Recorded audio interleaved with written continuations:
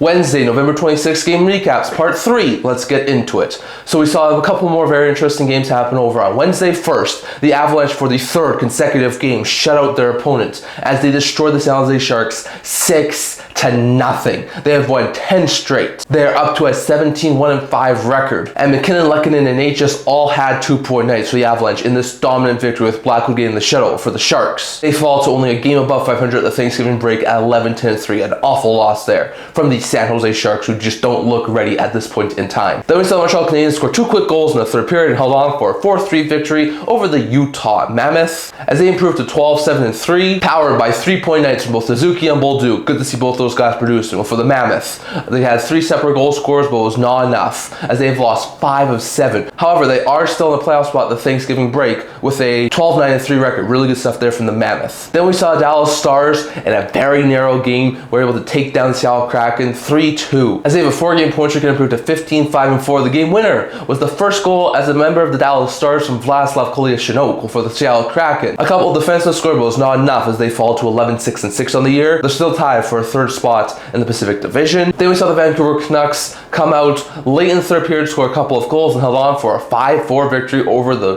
Pacific leading Anaheim Ducks as the Canucks end their 3-game losing streak and improved to 10-12-2 on the year, only 2 games below 500, powered by 2-point nights from rookie Willander as well as Hassan and Ronick. Well, for the Ducks, Lacombe's 3-point night and Gautier's 2-point night were not enough to fuel the Ducks to a victory as the Ducks fall to 14-1 on the year, but are still top spot in the Pacific Division at the Thanksgiving break. And then we saw the Senators blow a 2-goal lead, but recovered and took down the Vegas Golden Knights 4-3 in a shootout as the Senators have won 4 of 6, improved 12-7-4, and are second in the Atlantic Division, being powered by a 3-point night from Jake Sanderson. He is looking dominant for the Vegas Golden Knights. Another solid night from Jack Eichel. Mark Stone scored in his return, but was not enough as the Knights do get an extra point, but are now only tied for second spot in the Pacific Division with Seattle and Los Angeles.